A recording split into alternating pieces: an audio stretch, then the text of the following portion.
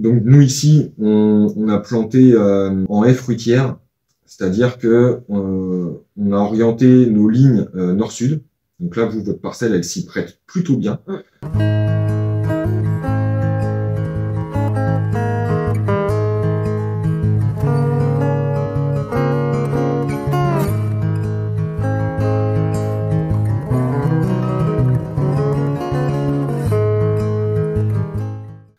C'est pas possible dans toutes les parcelles, hein, bien sûr. Hein, des fois, la parcelle est dans l'autre sens. Donc, voilà.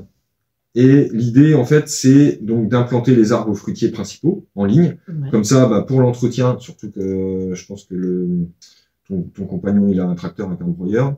Ouais. Donc, en fait, pour l'entretien, il suffit de mettre un coup de broyeur entre les rangs. Donc, si c'est planté bien droit, c'est plutôt facile, hein, plutôt que de prendre la débroussailleuse. Et par contre, entre les arbres fruitiers, en fait, l'idée des haies fruitières, ça s'inspire vraiment des haies champêtres. Une haie champêtre, elle est fonctionnelle et les arbres sont résilients parce qu'ils sont connectés entre eux par tout un tas de végétaux, d'arbrisseaux, de lianes, de choses comme ça. Donc, ils sont connectés en partie aérienne, c'est-à-dire que les auxiliaires peuvent passer d'arbre en arbre, et ils sont connectés en partie souterraine grâce aux mycorhizes. Et puis, des fois, même les racines se soudent entre elles quand les arbres sont proches. Donc, ça permet de créer ce qu'on appelle un agro-écosystème, c'est-à-dire un écosystème de type agricole. Donc, agricole, que ce soit à destination vivrière ou commerciale, peu importe. Mais en tout cas, au lieu d'avoir des arbres isolés qui ne sont pas faits, en tout cas, quand on observe dans la nature, par exemple, les pommiers, les poiriers, les bigarreaux qui sont dérivés du cerisier, tout ça, c'est des arbres qui poussent en sous-bois clair, normalement, en forêt. Donc, en fait, c'est pas des arbres pionniers qui sont habitués à pousser dans une prairie, comme un bouleau qui va les semer ou un saule qui va aller se ressemer en plein milieu de prairie. Lui, il s'en fiche un peu, c'est un arbre pionnier, c'est son boulot d'aller pousser tout seul un peu, quoi. Et pour que les autres viennent après, mais en tout cas, il peut commencer à pousser tout seul. Alors que les arbres fruitiers, eux, ils sont vraiment faits pour se développer en forêt. En forêt claire, hein, bien sûr, en sous-bois clair. Mais, et donc, ils sont en effet aussi, en fait, ils se sont aperçus qu'ils partagent les mêmes mycorhizes que les chênes, les charmes, les hêtres. Donc, voilà, si justement, d'où l'intérêt de mettre des haies champêtres autour, c'est que normalement, tout le système mycorhizien va s'établir.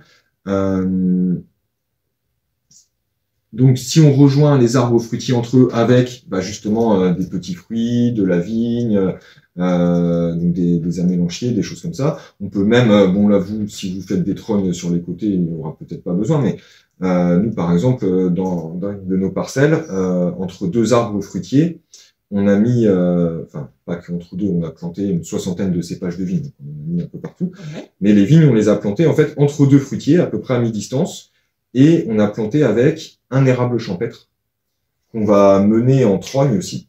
En fait. Oui, comme ça, la vigne, en fait, c'est comme ça que c'est l'érable qui sert de palier, en fait. Oui, c'est ça. Et en fait, la vigne, si tu la mets au pied d'un arbre qui fait 20 mètres de haut, elle monte à 20 mètres de haut. Hein. Donc, pour aller vendanger, c'est un peu compliqué. Alors que si ton arbre, il est trognier, dès que ton arbre monte un peu trop haut, et donc que ta vigne, elle monte aussi un peu trop haut, bah, tu retrognes l'arbre, tu coupes la vigne en même temps, et la vigne va repousser avec l'arbre. Et en plus, imaginons ton érable champêtre, il monte à 4-5 mètres de haut. Ta vigne, elle va monter dedans, mais au bout d'un moment, elle va vouloir monter plus haut, mais il y aura plus rien pour s'accrocher. En fait, elle va retomber sur les côtés.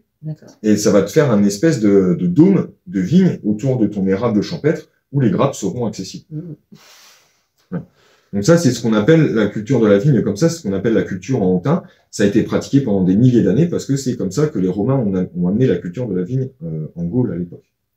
Forcément, il n'y avait pas de fil de fer et de palissage à l'époque, donc ils cultivaient les vignes au pied des arbres fruitiers, des arbres champêtres. Et donc c'était souvent des ormes ou des érables, parce que c'est des arbres qui acceptent très bien d'être trogniers. Et l'érable champêtre a un gros avantage aussi, c'est qu'en fait, dans la nature, il y a deux systèmes mycorhiziens principaux. Il y a des mycorhizes qui restent autour des racines de l'arbre, et il y en a qui rentrent dans la racine de l'arbre et qui se connectent directement aux cellules. Et en fait, l'érable champêtre, lui, comme il accepte ces deux systèmes de mycorhizes, ça veut dire qu'il peut faire le lien entre les mycorhizes de la prairie et les mycorhizes des arbres. Génial. Donc normalement, en tout cas nous c'est notre idée ici. Après voilà, l'avenir nous dira si ça fonctionne, mais notre idée c'est vraiment de se dire que si on arrive à connecter toutes les plantes de la prairie et les arbres fruitiers champêtres dans un système, dans un réseau mycorhizien, ça veut dire que toute ta parcelle, elle se comporte comme un super organisme, et donc que les informations, comme je disais au début, passent dans ce système mycorhizien, les nutriments passent aussi, Super communication. l'eau passe aussi. Voilà. Et ce qui bénéficiera normalement aussi aux légumes. Puisque les légumes, à part les... Ah, c'est quelle famille enfin, en tout cas, les betteraves, les choses comme ça, ça prend pas les mycorhizes. Mais la plupart des autres légumes prennent... S'il y a des mycorhizes à disposition, ils se mycorhizent. Et donc, ils deviennent bien plus résistants aux sécheresses, bien plus poussants. Les mycorhizes, eux, ils sont capables donc de donner de l'eau, de donner des nutriments, surtout des sels minéraux.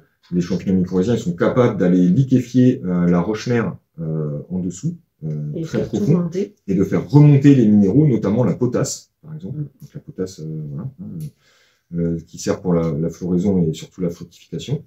Et ils sont capables aussi, pour les arbres, par exemple, ils sont capables de synthétiser l'hormone de croissance des arbres qu'on appelle l'auxine, et d'en donner directement aux arbres. Et ils sont capables aussi de synthétiser, quand les arbres sont attaqués, ils sont capables de synthétiser certaines substances défensives de l'arbre et de l'envoyer dans l'arbre. Je te donne un coup de pouce, quoi. C'est ça. En attendant que l'arbre mette en route, parce que l'arbre a un cycle, plus long, un système nerveux plus lent, bien sûr, que les animaux et aussi que les champignons. Et donc, les champignons mycorhiziens, eux, ils peuvent envoyer déjà un petit régiment de substances, le temps que l'arbre mette en route son système de défense.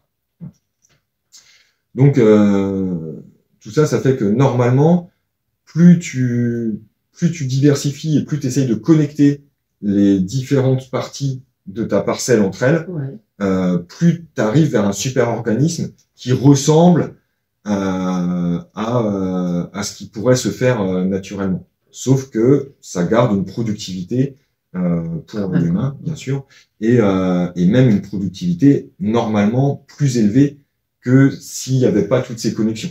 Ou en tout cas, pour un même niveau de productivité, beaucoup moins d'intrants, donc et beaucoup moins de temps à gérer les problèmes.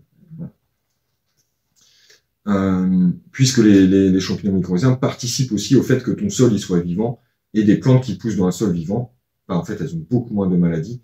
Et alors après, c'est un peu complexe avec en tout cas, les scientifiques travaillent là-dessus en ce moment sur ce qu'on appelle l'équilibre redox. Ils se sont rendus compte que des plantes qui poussent dans des sols qui sont pas assez vivants et où on met plein d'engrais solubles, en fait, elles ont un équilibre redox qui est pas bon.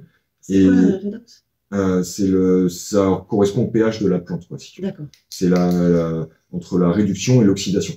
Donc, c'est des plantes qui sont souvent, alors je crois, très oxydées. Et en fait, les parasites sont attirés vraiment par ces plantes-là. Parce que comme c'est des plantes qui, dans un environnement naturel, auraient du mal à se débrouiller, en fait, les parasites, ils vont déjà attaquer celles-là plutôt que des plantes qui sont en pleine santé. Oui, parce que elle est faible, celle-là, donc on va avoir de mal à l'embêter, quoi. C'est ça. C'est ça. Et puis, en plus, nos écosystèmes sont bien faits, c'est-à-dire que comment dire, si elle n'arrive pas bien à pousser, si elle n'a pas un bon équilibre redox, c'est que peut-être elle n'est pas si bien adaptée que ça au microclimat, au sol local. Donc en fait, les maladies ou les parasites viennent dessus pour l'évacuer, pour qu'il y ait une autre plante plus intéressante pour l'écosystème qui pousse. Donc c'est des compréhensions qu'on commence à avoir et qui sont étayées vraiment par de la documentation scientifique maintenant. Les parasites, ils viennent pas comme ça manger tes plantes juste pour le plaisir.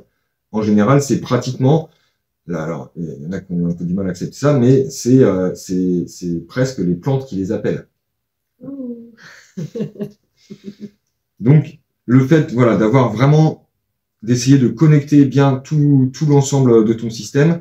Ça fait que normalement, tu auras des plantes plus résilientes et ça comprend aussi, bien sûr, tes arbres fruitiers.